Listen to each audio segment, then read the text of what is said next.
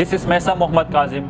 I have recently graduated from Government College University in History. I have done my thesis under the supervision of Professor Kamar Abbas.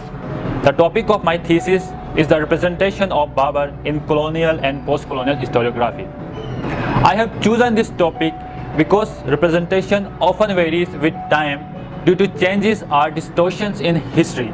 To acquire a hidden motive or to inculcate an ideology and to subjugate a nation in order to exploit its people as well as its wealth. The aim of my thesis is to explore the colonial and post-colonial narratives and to learn how they represented King Babar. As I have mentioned that the representation often vary with time, so it is necessary to study different narratives because it sometimes generate other debate, such as Michel Foucault linked this knowledge production with power. He said knowledge is always an exercise of power and power is always function of knowledge. Likewise, Edward Said says literature and culture, which is often considered politically and culturally unbiased, is not true. Therefore, no culture, literature or history is free from bias. So in order to get better understanding of the subject, a comparative study is mandatory. My research revolves around two significant aspects. One is colonial historiography and second is the post-colonial historiography. I have studied how each writing treated Babar. The first aspect of my work is colonial historiography. So when British established their rule over India, they knew that they could not prolong their rule by coercion or intimidating Indians. Therefore, in order to extend their reign in India, they studied about India and decided to write Indian history. For this purpose, they appointed British Commission historians who wrote Indian history and reproduced it into their own ways. Therefore, they distorted and manipulated the history of India. Likewise, they also lambasted Mughals because they had succeeded Mughals. And in order to demonstrate the legitimacy of their rule, they picture Mughal as a barbaric, plunderer, looter and fanatic.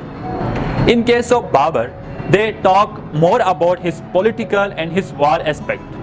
They represented him as a ruthless king who killed his enemy and his slave in cold blood and built pyramid from their skull. They portrayed Babar as a plunderer and also call him a religious bigot who provoked people on their religious ground. But they never mention his many reforms in administration and made less emphasis on his cultural contribution. The second part of my thesis is post-colonial historiography, which was the reaction of colonial historiography. Post-colonial historians refuted the colonial historians and rewrite the history. Most post-colonial historians were from nationalist school of thought. Therefore, they write their history in nationalist point of view. Post-colonial historians highlighted Babar and glorify his cultural as well as administrative work in India. They consider him one of the best ruler of India. They praised him and appreciated his religious policies and tolerance for non-Muslims. There are plenty of sources available on this topic. I have used both primary and secondary sources.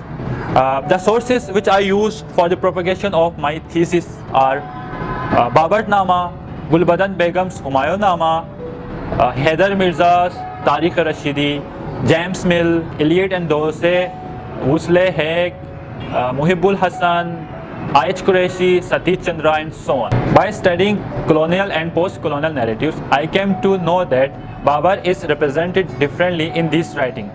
Colonial historiography is a deliberate attempt by British to destroy the Indian history, and post-colonial historiography encountered the colonial representation.